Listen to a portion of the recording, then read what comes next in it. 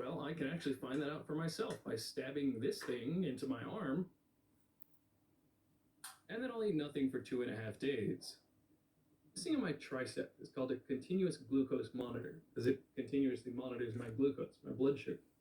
I've been fasting for about 63 hours now, so let's take a look at my blood sugar.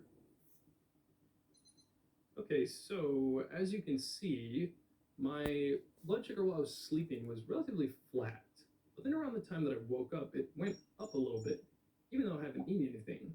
If we look at my blood sugar for the whole 64 hours I fasted, you can see it fluctuated a lot. Here it spiked up when I went to the gym.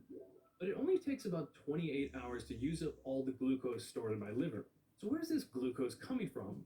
One reason my blood sugar didn't go down and down to zero is because the body can make the small amount of glucose it needs. But wait a minute, this couldn't be good for my brain because it needs tons of energy. At the same time I was depleting my glucose stores, my body started to generate an alternative fuel source, ketones.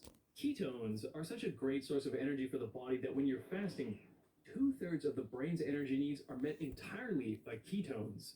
The other 1/3 comes from the glucose your body makes.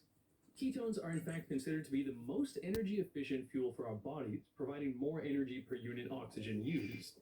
Considering the brain is the most energy intensive organ, demanding 20% of the body's energy budget, more energy bang for your buck is great news. The interesting thing about these ketones is that they're not just a replacement fuel, but they're really beneficial to the brain.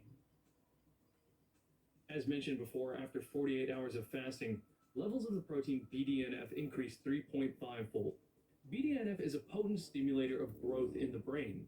Dr. John Rady explains in his book Spark that when research